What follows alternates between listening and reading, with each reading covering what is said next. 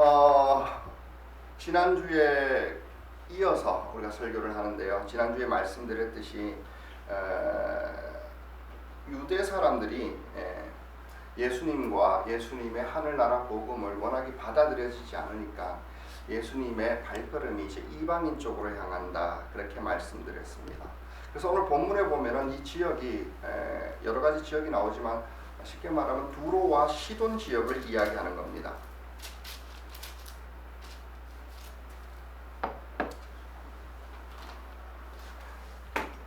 두로와 시돈 지역을 얘기합니다. 그래서 오늘 마태복음 15장 29절에서부터 시작되는 그 이방인 사람들의 그 지역에서 이루어지는 일들, 이걸 보면은 계속해서 29절부터는 이방인 지역에서 활동하는 것을 나타내시는데 16장 1절에 잠깐 이제 유대인들과 만나는 장면이 나오는데 잠깐 스쳐 지나가는 것 같습니다. 그리고 바로 조금 충돌이 있자 바로 떠나가고 있고 다시 또 이방인 지역으로 들어오시는 것입니다. 그 예수님께서 이방인에게 그 말씀하시는 것, 여기를 통해서 이방인을 갖다가 또 그 복음을 받아들이지 못하는 유대인들과 다시 또 이방인들에게 가시는 이 모습을 보면서 도대체 복음이라는 것이 어떻게 소유할 수 있는가? 어떤 사람이 복음을 받아들였고 어떤 사람은 왜 복음을 놓치게 되었는가? 이거를 한번 살펴보고자 합니다. 그래서 여러분들도 지금 복음이 가까이 있고 복음은 단순하지만은 어떻게 이 복음이 나의 것이 되는가, 이것을 우리가 살펴볼 수 있다라는 것입니다. 그래서 오늘 본문을 통해서 그것을 함께 나눠봤으면 좋겠다 생각이 됩니다. 이런 복음 그러면은 막연하게 생각하시면 안 돼요. 복음이라는 것은 한마디로 좋은 소식이라는 거고 그 내용조차도 굉장히 단순합니다. 단순해요. 단순한데 오히려 그렇게 단순하기 때문에 그런지 몰라도 오히려 많은 사람들이 복음을 굉장히 오해하고 있는 경우도 있다, 이렇게 생각이 됩니다. 예를 들어서 복음은 우리가 천국 가는 방법이죠. 천국 갈 수 있는 그 방법과 소식들, 이렇게 생각됩니다. 이렇게 정리할 수 있는데 한마디로 예수 그리스도를 믿으면 됩니다. 예수 그리스도. 그런데 많은 사람들이 예수를 영접하고 나면은 구원받는다, 이렇게 얘기하는데 그럼 그걸로 끝났다, 이렇게 생각하시는 것 같아요. 그리고 그걸로 내가 할 일을 다 했다, 이렇게 생각하시는 경향들이 있습니다.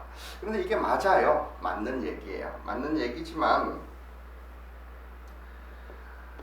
여러분 아셔야 되는 것이 그것을 설명하고 있는 수많은 기록들이 성경이라고 볼 수 있는데 성경이 대체적으로 누구를 위한 권면들과 누구를 위한 교훈들인 것 같습니까?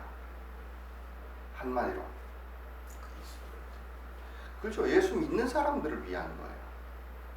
그게 만약에 끝이다라고 하면은, 끝이다라는 것에 끝나버린다면 왜 이렇게 많은 기록들이 성경에 기록되어 있는가, 우리는 한번 생각해 보아야 됩니다.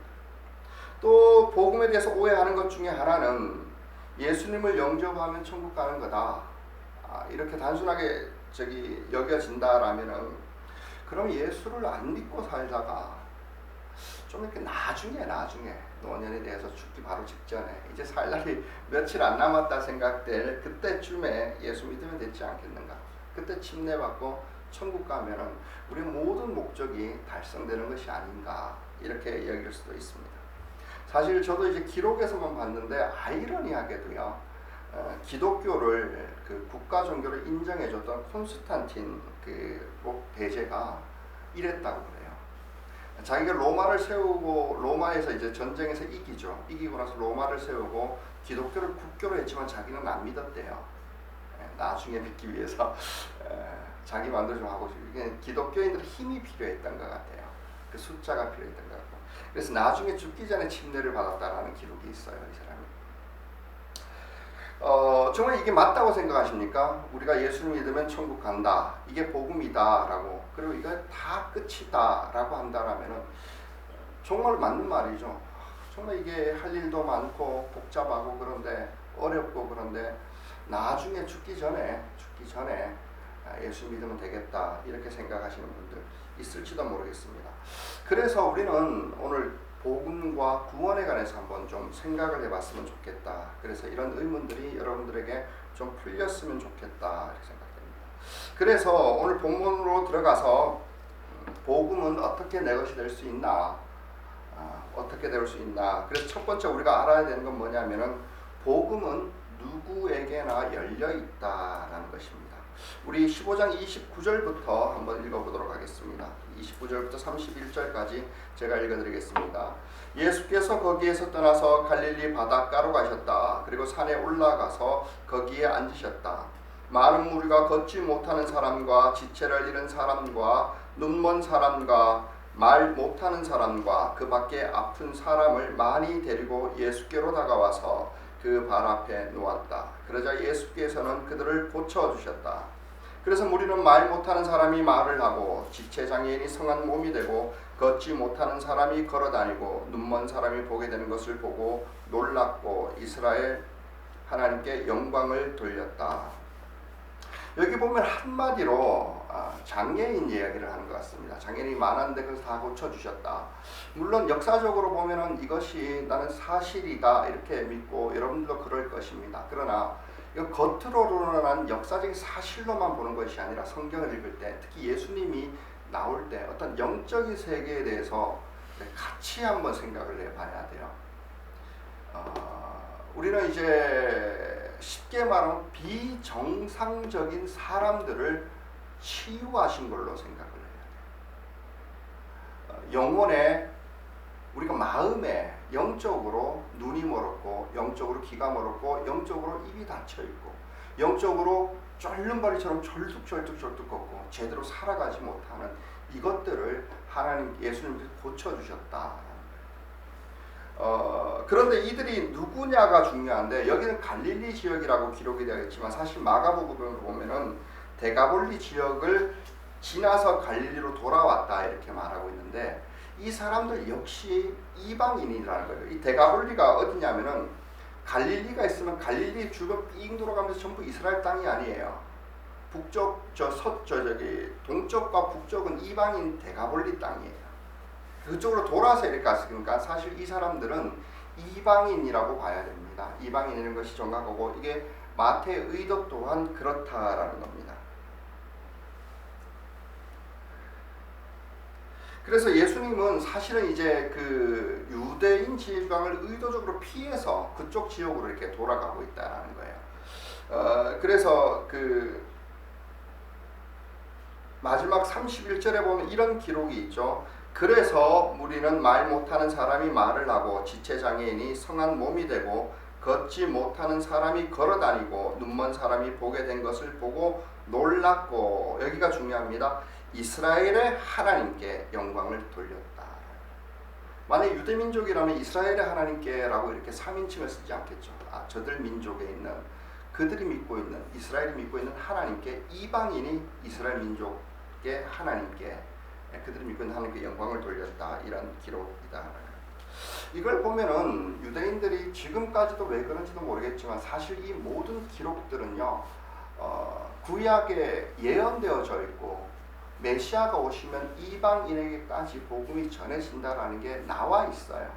다만 이들이 예수가 메시아인 것을 알지 못하기 때문이죠. 그래서 이사야 42장 6절에 7절을 보면 이럽니다. 나 주가 의를 이루려고 너를 불렀다. 내가 너의 손을 붙들어주고 너를 지켜주어 너를 백성의 언약과 이방의 빛이 되게 할 것이다. 내가 눈먼 사람의 눈을 뜨게 하고 감옥에 갇힌 사람을 이끌고 어두운 영창에 갇힌 사람을 풀어줄 것이다. 쉽게 말하면 결국 메시아가 와서 하시는 모든 일들은 이스라엘뿐만 아니라 이방인들에게도 수혜자가 된다라는 이야기예요.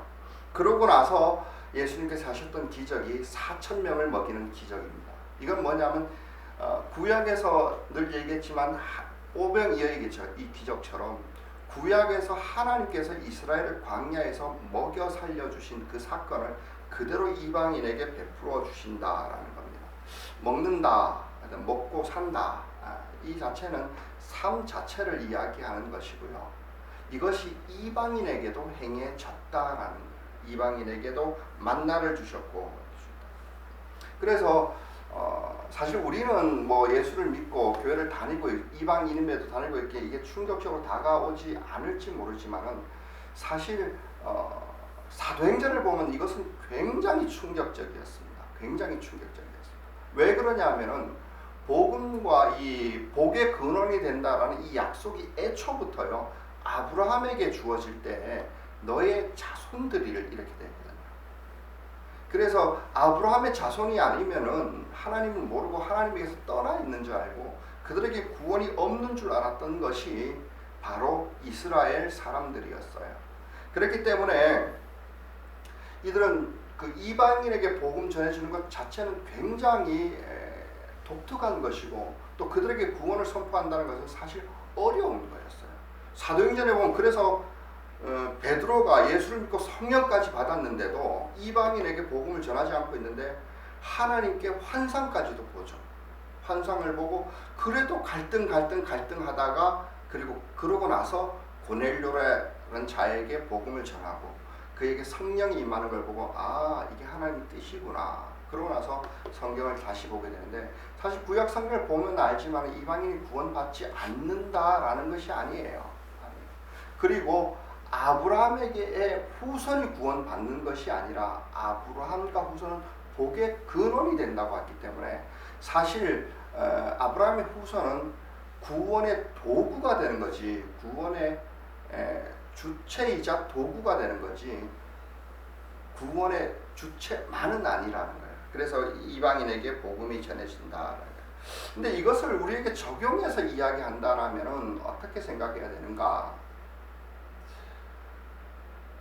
유대인들에게 고정관념이 있어요. 우리 민족에게만 아브라함과 이삭과 야곱의 하나님 그렇게 흘러내는 우리만 하나님을 알며 믿으며 구원받는다라고 생각을 하고 그 고정관념에 꽉 잡혀 있어요. 그런데 알게 모르게 우리에게도 지금 그런 것들이 있는 것 같아요. 한마디로 말하면 뭐냐면 여러분들 마음 안에 그리고 있는 포기했던 사람들이에요. 이 사람은 안 돼.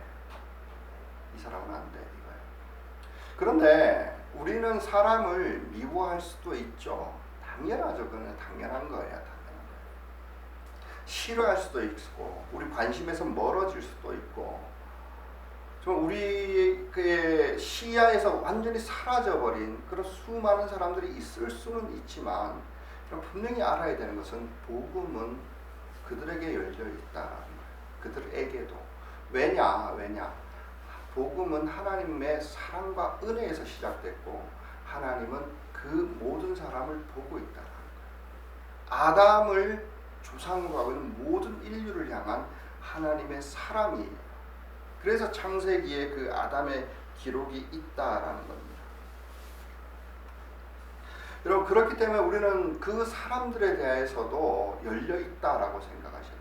두 번째 우리가 생각해야 될 것은 뭐냐면 사람은 원래는 그렇지 않은데 우리가 하나라고 생각하지만 사실 성경적으로 보면 복음에 멀어져 있는 사람은 모든 것이 다 분열이 되어져 있어요. 육체가 분열이 되어져 있을 때 어떻습니까? 이치에 맞지 않고 질서에 정연하게 하나가 되어지지 않으면 고장났다 그러고 그때 병이라고 그러죠. 어디 막혀갖고 피가 안 통하든지 어디가 부러져서 올바르게 움직이지 못하는 이것이 분리라는 거예요. 분리. 잘못됨이라는 거예요. 비정상적이라는 거예요. 아까 영혼에 대해서도 얘기했지만 그렇기 때문에 뭔가 분리되고 끊어지고 소통되지 않고 흘러가지 않기 때문에 눈이 보이지 않고 귀가 들리지 않고 말할 수 없고 제대로 걸어다닐 수 없고 비정상적인 병들어져 있는 그런 생활을 하는 건데 그게 죄 때문이라는 거예요. 복음은 그것을 하나로 만드는 것인데 여러분 이 복음이 전인격적이라고 할 때 우리의 이 모든 것을 다시 온전케 하는 하나님을 향하여 하나 되게 하는 것을 이야기합니다. 그래서 예수님의 말대로 의하면은 성령에서부터 영에서부터 시작되어져서 내 마음을 바꾸기 시작하고 그래서 성령이 와서 새 마음을 부어주시고 그리고 이 육체가 회복될 날이 또 있어요. 그래서 우리가 죽고 나서 새로운 부활의 몸을 이겼어요. 이 순서대로 천천히 했는데 우리는 이 수많은 영역들 가운데서도 복음이 해당된다라고 생각을 하세요. 여러분의 삶의 영역까지 미치도록. 여러분이 포기했던 사람들이나 그런 것도 있지만 나는 이 부분에 대해서는 정말로 안 돼. 내가 주인 되어져야 되고 복음하고는 상관이 없어 하는 것들이 있어요. 어떤 사람은 그것이 자존심일 수도 있고요.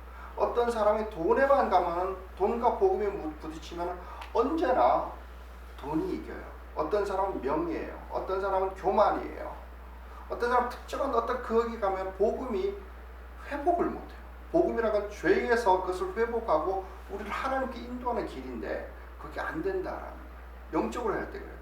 마음의 어떤 부분, 내가 용서 못하지 않은 어떤 사람과이나 어떤 사건들, 이런 것들이에요. 이런 이 복음은 여기에서도 선포되어져야 되고 치유되어져야 된다. 우리 살아가 보면은 대부분 자신의 아픔과 자신의 상처와 자신의 약점들 알고 계시죠. 여러분, 그러나 포기하지 말아야 돼요. 포기하지 말아요. 복음은 거기에 효력이 있을까요? 없을까요? 대답을 해주셔야죠. 있어요. 돼요. 절대로 안 된다고 하지 마세요. 안 된다고. 우리가 그 복음이 믿음을 통해서 능력이 있어질 때 우리가 정말로 안 되어졌던 불가능한 것 같았던 영혼이 새롭게 살아나고요. 그 영혼에서부터 성령의 인도함과 능력을 통해서 마음이 달라지는 거예요. 제가 좀 전에도 그런 이야기를 이렇게 누군가가 했던 것 같은데 용서하셔야 됩니다. 용서하셔야 돼요. 그런 게 뭐냐면 용서가 복음의 능력이잖아요. 그러면은 그 상처받았던 그 일들이 괜찮아져요. 회복이 되어져요. 회복이 되어져요. 그리고 몸은 늙어가지고 쇠하여지는 것 같지만은 여러분, 이 부활을 통해서 우리는 다시 새로운 육체를 입게 돼요. 여러분, 거꾸로도 그런 게 있어요. 육체가 너무 병들어지고 아프고 거기에 집중하고 나면 마음이 무너지죠. 그리고 영적으로 무너지죠. 그런데 대부분의 많은 그런 육체의 질병들은요, 우리 생활 습관이나 우리 삶의 방식 때문인 경우가 많지 않습니다. 좋은 약 먹고 고쳐진다 해도 그 병 또 생길 거예요. 그죠? 바깥에서 안으로 우리를 망치면서 들어오는데 우리의 구원과 복음의 회복은요, 안에서부터 밖으로 흘러나가요. 아무튼 이런 치유들을 경험할 수 있다는 거예요. 나는 여러분들이 그것을 좀 회복했으면 좋겠다, 이렇게 생각됩니다. 우리가 아까 한번 했던 질문으로 다시 한번 돌아가 보십시다. 예수를 믿으면 천국 간다. 그러나 기독교는 좀 부담스러우니까 그냥 안 믿고 살다가 죽기 전에 천국 가야지, 믿고 천국 가야지, 그런 사람이 있다라면은, 여러분, 우리가 이렇게 생각하는 이유가 뭔가 이렇게 생각해보면요, 복음이라는 것이 무엇인지 좀 착각해서 그런 것 같아요. 복음은 어떤 시간과 공간이 이탈되어진 장소가 아니라 그랬죠. 천국이라는 것은. 그렇게 생각하셔서 그래요. 복음은요, 그것하고 상관이 없어요. 복음은 관계예요. 관계로 생각을 하셔야 돼요. 그렇기 때문에 하나님께서 이방인을 찾아와 주셨고 그들에게 치유자가 되어 주셔서 그들을 고치시고 회복하시고 온전케 되어주신 관계를 맺으신다라면 그 자체가 복음 아닙니까? 그 자체가 예수를 만나는 거고 그들도 예수를 주인이라고 부르며 살아갈 수 있지 않겠습니까? 그리고 그거면 다예요. 그거면 돼요. 많은 사람들이 자꾸 복음을 우리의 삶과 우리의 영혼과 이탈되게 생각합니다. 머릿속에 지식으로만 돌고 있을 때 바로 복음은 어느 순간인가 내가 죽고 나서 이루어질 장소, 이렇게 생각하십니다. 그게 아니에요. 하나님과의 관계예요. 여러분들이 예배라는 것이 예를 갖춰서 절하는 거라 그러면 이 자리에 나가면 하나님과의 나와의 관계가 어떠인가, 무엇 때문에 나왔는가, 이게 바로 복음인 거예요. 그 관계의 현상. 그리고 우리가 아까 했던 그 질문들이 그러면 좀 해소가 될 거예요. 그리고 또 하나, 이 관계가 왜 중요하냐? 왜 우리가 그럼 관계를 할지라도 내가 나중에 천국 가면 되지 뭐, 그리고 나중에 침례 받으면 되지 뭐라고 했을 때, 여러분 그거 안 되는 게 뭐냐면 이 복음 자체는요, 우리가 치유받고 고쳐지고 온전한 삶을 살게 하는 것, 그리고 풍성하고 만족하고 행복한 삶을 살게 하도록 주어진 것이기 때문이라. 많은 사람들이 예수께서 우리에게 와서 사정한다라고 생각하고는 이 복음을 가지는 것 같아요. 왜냐하면 예수님께서 이렇게 와갖고 야 제발 나 좀 한번 믿어줘라. 내 체면도 있지. 내가 너를 위해서 십자가에 못도 박혔는데 용서해줄게 좀 믿어줘라. 그리고 내가 좀 해야 될 일 내가 못해서 그러니까 네가 좀 해줘라. 교회 사역도 열심히 하고 좀 전도도 하고 이렇게 해줘라. 이런 그림을 그리시면 절대로 안 돼요. 이건 복음이 아니에요. 그분은 하나님이 아니에요. 메시아가 절대로 그런 모습으로 오신 게 아니에요. 메시아는 우리에게 오셔서 우리를 온전하게 회복해 주신 건 뭐냐면은 우리를 사탄이 그랬죠. 우리를 장악을 해갖고 좌우지하고 우리를 종으로 끌고 가기는 이런 그림을 그리는 게 사탄이고요. 예수는 그게 아니고 우리를 사랑해서 시작해서 사랑해서 만나고 그들을 고쳐주고 온전케 회복되어주고 종이 아니라 물론 사역 입장에서 종이라고 부르기도 하지만 하나님 입장에서 자녀 삼아 주셨다라고 했죠. 자녀 삼아 주면 관계를 그렇게 자녀 삼아 주고 자녀라는 게 뭐냐면은 그분이 가진 모든 것에 대한 상속의 권리를 이야기하는 거예요. 하나님이 하시고 싶었던 모든 행복과 아름다움과 영광을 우리를 통해서 보여주게 하고 싶으셨던 거예요. 여러분 복음이 이렇게 아름답고 좋은 건데 죽으면 가질래요? 나중에 가질래요? 본능적으로 그렇게 되질 않아요.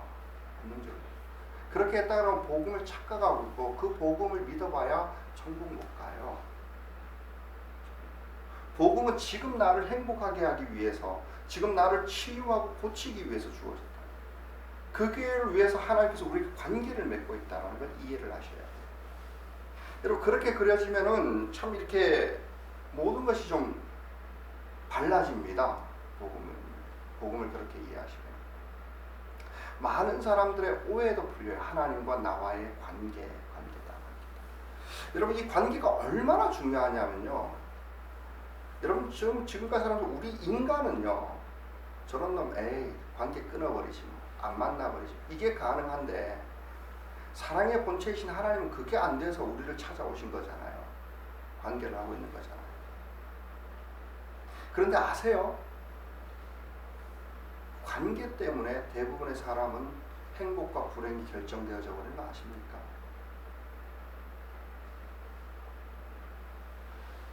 자기가 소원이 돈에 있다라면 여러분들의 소원이 명예나 뭐 어떤 높아짐이나 자만에 있다라면은 여러분 그거 그려보고 관계를 깨면서 부시면서 가갖고 그거 더 얻었을 때 그 사람이 과연 행복할지 한번 생각해 보십시오.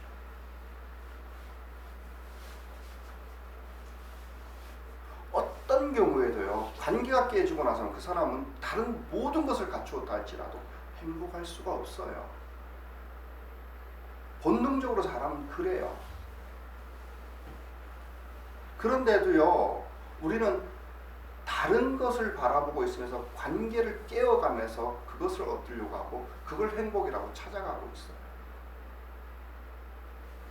돈 벌기 위해서 얼마나 많은 사람들을 배신하고 얼마나 많은 사람들을 아프게 하고 얼마나 많은 사람들 관계를 깨어지겠습니까? 여러분 명예를 위해서 여러분들이 자만이나 교만을 위해서 얼마나 많은 사람들이 낮아지게 했고 얼마나 많은 사람이 못 살게 했습니까? 그래서 관계를 다 파괴시켰는데 그러면서 얻어보니 절대로 행복하지 않아요. 이건 성경 전체의 진리예요. 요약이에요. 우리 생명의 삶을 배우지 않습니까? 하나님과 나와의 관계, 나와의 이웃 관계. 이것이 흐트러지는 다른 어떤 곳으로도 사람은 행복하지를 못해요. 그런데요, 이상하게 사단이 우리에게 어떤 것을 심어놨냐 하면요. 그런 사랑의 관계에서 회복하는 게 아니라 내가 이 사람보다 더 잘 나가고 이 사람을 지배하고 조종하고 내가 시키는 대로 움직여주면은 자기가 행복할 줄로 착각을 해요. 그래서 그렇게 할 수 있는 모든 수단과 방법을 다 해요. 어떤 사람은 협박을 통해서, 어떤 사람은 유혹을 통해서, 어떤 사람은 설득을 통해서 하기도 하지만은 여러분 그런 사람이 행복한 거 맞습니까? 왜 대부분의 사람들이 수많은 사람들이 인기를 얻고 높은 자리 해서 자기가 정점이라고 생각하는 그 자리에서 허탈감을 느끼는지 아십니까? 여러분 그건 아시죠? 가장 높은 데 올라가면 허탈해요. 가장 높은 데 그래서 가장 높은 데 정점을 찍었을 때 많은 사람들은 삶을 끝내버리려고 하는 사람이 많아요.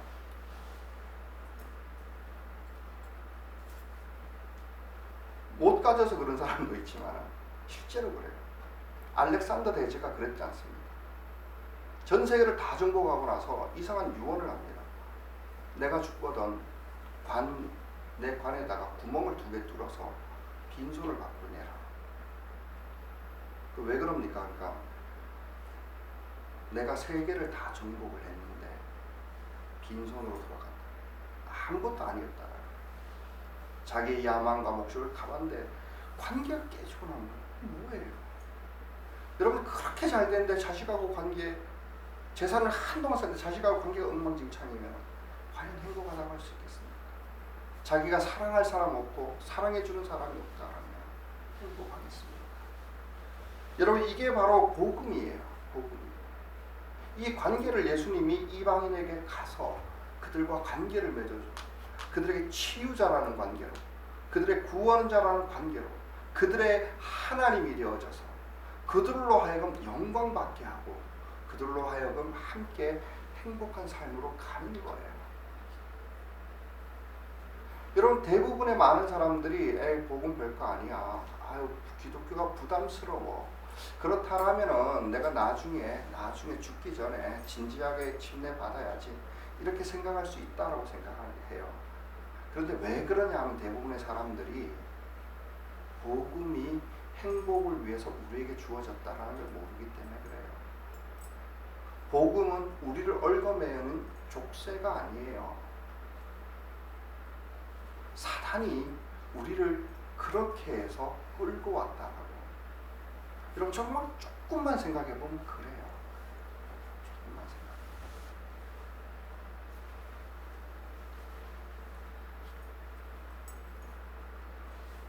그래서 많은 사람들이 그 행복을 좀 이렇게 행복과 복음과의 관계를 좀 생각을 해봤으면 좋겠다. 그래서 나는 여러분들이 예수 믿어서 교회 다니고 예배하고 우리 가족 우리 공동체에서 또 다른 가족처럼 같이 밥 먹고 삶을 이야기하며 기도 제목을 나누는 이 모든 것이 행복했으면 좋겠어요.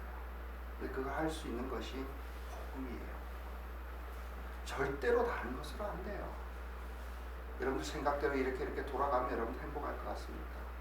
아니에요. 그럴수록 주변 관계가 다 파괴지고 되어지고 깨어지고 여러분들이 가지고 있는 고집들을 지금 내려놓으셔야 돼요. 그럼 한평생 했는데도 안 되는 거잖아요. 안 되는 거죠. 용서할 것 용서하고 주님이 그래서 그 주기도문을 가지고 위로할 것을 위로하고 우는 사람들과 함께 울고 웃는 사람과 함께 웃고 그게 복음이에요. 관계예요. 내 이웃을 하나님처럼 바라보면서 하나님을 섬기듯이 내 이웃을 섬기고 여러분 거기에는 고통이 있는 게 아니라 손해와 아픔만 있는 것이 아니라 진짜 행복이 거기에 있어요. 그래서 사랑하고 사랑을 얻으며 그렇게 살아갔으면 좋겠습니다. 여러분 우리가 이 땅에서의 그렇게 해서 행복해지기 시작하면은 그때야 비로소 천국이 보여요. 분명하게. 저 멀리 있는 천국이 점점 더 가까워지면 그리로 해서 예전에 섬기는 것보다 조금 더 섬기는 것이 더 세밀하고 자세해지기도 하고 더 많은 것을 헌신하고 충성하기도 하며 천국이 보이니까 그렇게 되죠. 그리고 천국이 그리워지기 시작하면은 또 반대로 이 세상에 내가 누렸던 그 행복들이 이제 가치 없다라는 걸 느껴지고 그것을 그 유혹들을 이길 수 있는 힘이 거기에 있어. 많은 사람들이 복음을 신앙생활에 이렇게 너무 지나친 노력 가운데 복음을 쓰지 않는 것은 뭐냐면은 의무감으로 해요. 의무감으로. 행복해지기 위해서 어마어마하게 노력을 하려고 그래요. 행복하기 위해서는 복음을 가지고 그렇게 해야 되는데, 말씀을 가지고 그렇게 해야 되는데, 그 행복한 걸 가지고 또 천국을 바라봐야 되는데, 안 보이는 천국을 바라보려고 어마어마하게 노력하는 마음으로 성경을 주구장창 읽어도 천국이 안 보여요. 그런 거 하면 그건 천국이 있는 거예요. 성경을 그렇게 했기 때문에 성경을 읽어도 영적으로 좀 읽어야 돼요. 천국이 그리워지기 시작하면 세상을 이길 수 있는 거예요. 많은 사람들이 복음을 설명해서 자꾸 위기감을 조성하는데 사실 그건 옳지 않아요. 세상이 힘들면 여러분 천국 가고 싶다라고 생각하십니까? 아니에요. 세상이 힘들면 힘들수록 많은 사람은 죽고 싶다고 생각해요. 끝났으면 좋겠다라고 생각하지. 정말로 성경에 바라보는 천국은요, 우리가 행복할수록 그려볼 수 있는 곳이라는 게 맞습니다. 그래서 사도 바울은 빌립보서 1장 23, 24절에 이렇게 이야기를 합니다. 나는 그 둘 사이에 끼어 있습니다. 이게 뭐냐면은 이 빌립보서가 사도 바울이 감옥에서 쓴 거예요. 억울하게 감옥에 갇혔는데 사실 사형의 위기가 좀 찾아왔던 것 같습니다. 그래서 죽고 사는 그 두 사이에 끼어 있다 이렇게 얘기를 하는 거예요. 그래서 나는 그 둘 사이에 끼어 있습니다. 그런데 보십시오. 내가 원하는 것은 세상을 떠나서 그리스도와 함께 있는 것입니다. 죽고 싶다는 거죠. 그것이 훨씬 더 나으나 내가 육체로 남아있는 것이 여러분에게 더 필요할 겁니다. 내가 사도로서 아직도 사역을 하면 여러분들이 더 유익이 되니까 나는 죽고 싶은데 여러분들 때문에 살 수 있다라는 살아가겠다 이 얘기. 그런데요, 감옥에 있으니까 고생스럽고 어려워서 죽고자 했던 게 아니에요. 바울이 우리가 그런 걸로 빌립보서 참 귀한 서신서인데 빌립보서의 가장 큰 주제가 행복이에요. 기쁨이에요. 감옥에 있었는데 이렇게까지도 얘기를 해요. 이제도 또 내가 또 기뻐하노니 너희들도 나와 함께 같이 기뻐해라. 내가 여기 있다고 슬퍼하지 말라라는 거예요. 그러면서 이게 나온 거예요. 나는 죽어도 돼. 사실은 난 죽으면 더 좋아. 그런데 내가 아직 살아서 사도로서 너희들에게 사역할 수 있다면 내 사랑은 너희들을 위해서 더 할게. 이거예요. 여러분 이런 마음으로 살아요. 이 사람의 넘치는 행복이 천국을 바라보게 하는 거예요. 근데 교회 다녀서 오래 다녔다고 연륜이 있다고 하는 사람일수록 교회에 대한 걱정과 부담과 아픔과 이 의무감에 무너져 내려가요. 이게 다른 누구가 아니라 저예요. 그랬더니요, 내가 지금 느꼈던 건 뭐냐면 천국이 보이지 않아요. 느껴지지 않아요. 저 멀리서 바라보면 그때 나타나는 내 삶의 증상이 뭘까요? 내가 지금 무엇을 해야 되는지 몰라요. 혼란해요. 이거를 해도 걱정, 저걸 해도 걱정. 이거 하면 이게 모자란 것 같고, 이거 하면 교회 열심히 하면 가정이 엉망되는 거, 가정 열심히 하면 교회가 엉망되는 거. 교회를 한다고 하면 내가 이걸 설교를 해야 되나, 성경 공부를 해야 되나, 사람을 만나야 되면 내가 누구를 만나야 되나. 계속해서 이 분열이 되어져 있어요. 여러분 그럴 때일수록 우리가 해야 되는 건 뭘까요? 복음이신 예수 그리스도를 만나고 그 앞에 무릎 꿇고 세상에 있는 소리들을 멈추고 침묵 가운데 고독 가운데 예수님 만나 주십시오. 그게 바로 복음이다라는 겁니다. 근데 반대로 이 복음이 어떻게 우리가 나의 것이 될 수 있나 했을 때 우리가 주의해야 되는 것은 복음은 오히려 복음에 가까이 있는 사람인데 제외될 수 있다라는 거예요. 복음을 계속 말로 듣고 있지만 어쩌면 성경도 읽고 있었지만 교회에서 열심히 사역도 했지만은 복음을 믿고 있지 않은 경우가 정말 많다라는 놀라운 일이에요. 놀라운 일이에요. 이게 왜 그런가는 한마디로 얘기하면 사탄 때문에 그래요. 사탄이 우리 본성을 어그러뜨리는 거예요. 올바른 것을 보지 못하게 하는 거예요.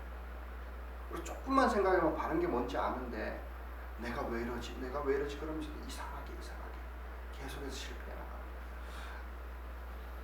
의외로 많은 사람들이 복음과 가까이 있으면서 이 복음에서 제외되는 경우가 많습니다. 16장 1절을 한번 읽어보겠습니다. 바리새파 사람들과 사두개파 사람들이 와서 예수를 시험하느라고 하늘로부터 내리는 표징을 자기들에게 보여달라고 요청하였다. 바리새파 사람들은 성경 박사들입니다. 이분들은 구약 성경에 관해서 다 외웠던 사람들이 거의 다. 성경을 모른다라는 것이 아니에요. 그런데 복음을 받아들이지 않고 있어요. 왜요? 예수를 받아들이지 않고 있잖아요. 복음이신 예수를 못 받아들여요. 오히려 그 복음이 진짜인지 가짜인지 성경을 너무 알아서 그런지 자기가 시험하고 있잖아요. 지금.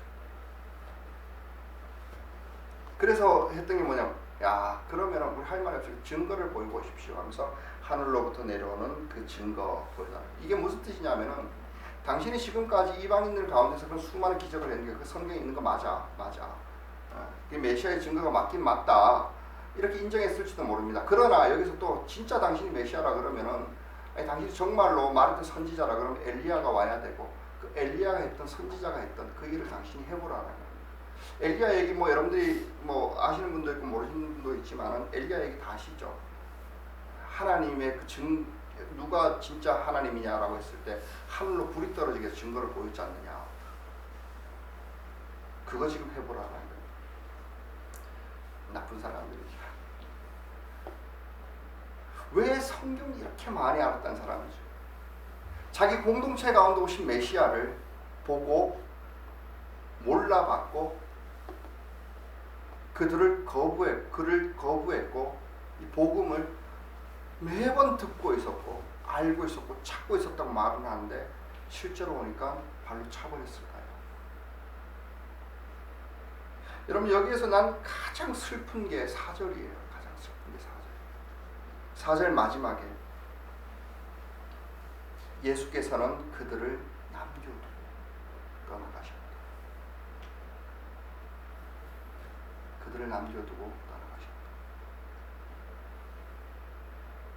난 여러분 이 단어 하나를 가지고 좀 무릎 꿇고 신중하게 하나님께 물어봤으면 좋겠습니다. 세상에서 가장 큰 비참함이죠. 가장 큰 불행이죠.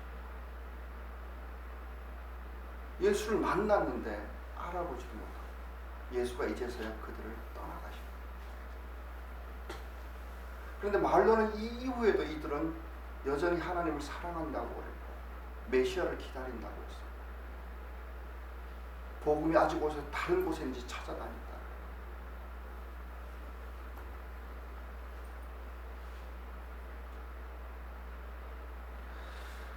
제가 여러분 오해할 것 같아서 이야기를 합니다. 우리가 구원 받으면은 한 번 받은 구원은 절대로 잃어버리지 않습니다. 구원은 잃을 수 없습니다.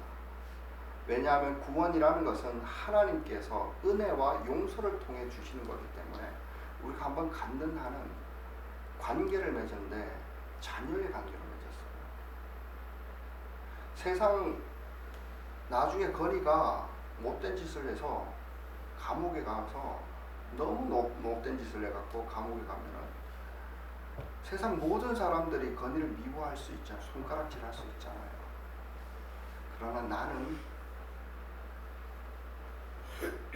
호적에서 탁 파내고 자유롭게 살 수 있을까요? 이게 되지 않아요. 이게 되지 않아요. 복음이 바로 그런 관계를 맺게 해주는 거예요. 그런데 건이 입장에서는 어떨까요? 나중에 반성했다 할지라도 아버지 앞에서는 부끄럽고 세상에서 수치스럽고 그래서 관계를 멀리하죠. 관계를 멀리 떠나가서 그리고 온갖 어려움에 처하고 실패하고 그럴 수 있죠. 이게 복음의 신비예요. 내가 요걸 가지고 이런다고 관계가 해쳐지는 건 아니에요. 문제는 뭐냐면 이 바리새인들은 예수를 안 믿었어요. 지식적으로 성경을 알았는데 메시아를 바라볼 수가 없었어요. 왜일까요?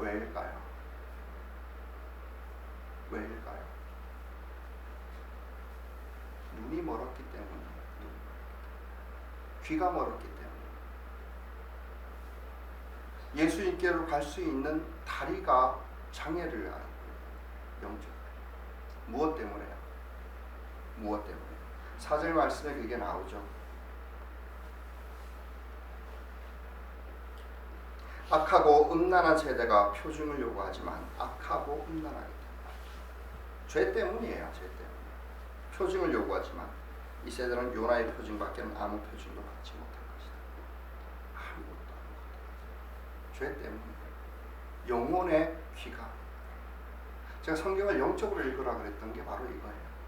여러분, 우리가 일독은 여러분들이 거의 대부분 한 번씩 했을 겁니다.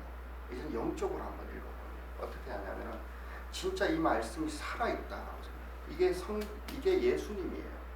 특히 복음서를 읽으면서 예수의 마음을 알고 그 마음으로 나에게 어떤 말씀을 하시는지, 이게 지금 예수님께서 나에게 하시는 말씀이라고 읽어보면 어느 순간에 하나 정말로 예수님이 찾아와 오셔서 여러분들에게 음성을 들려주신대요.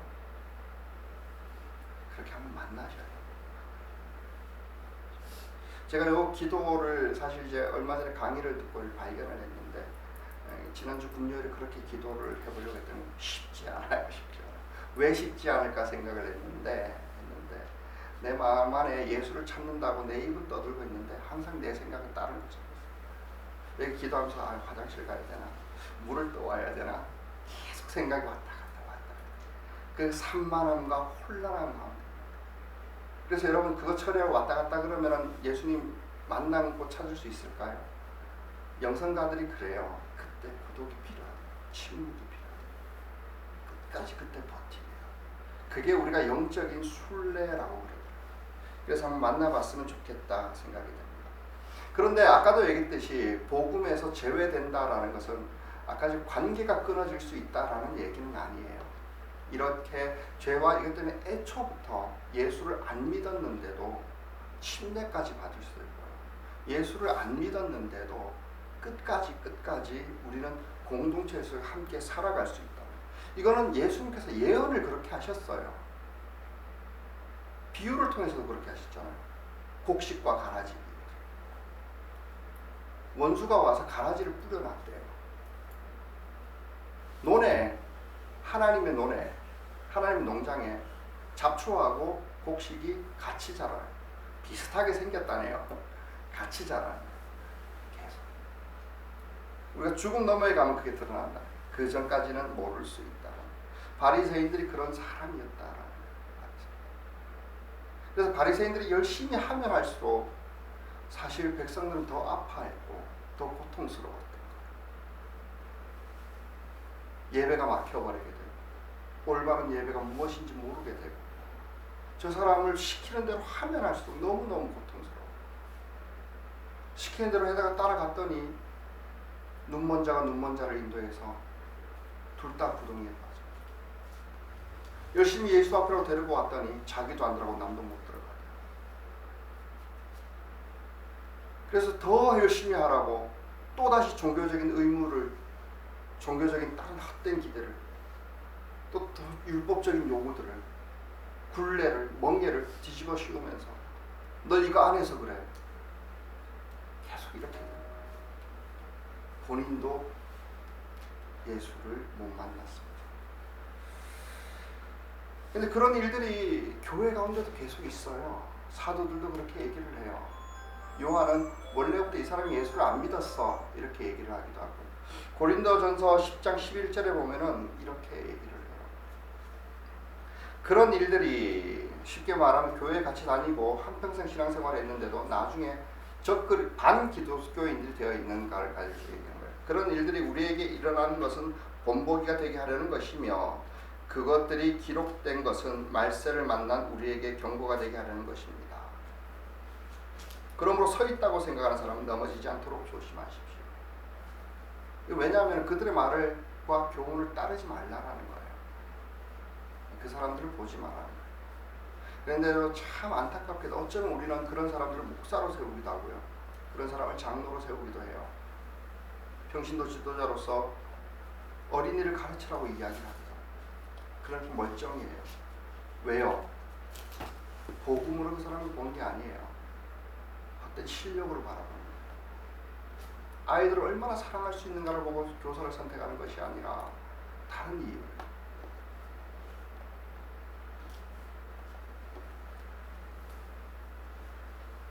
여러분 그렇기 때문에 우리는 결론적으로 생각해야 되는 것이 있습니다.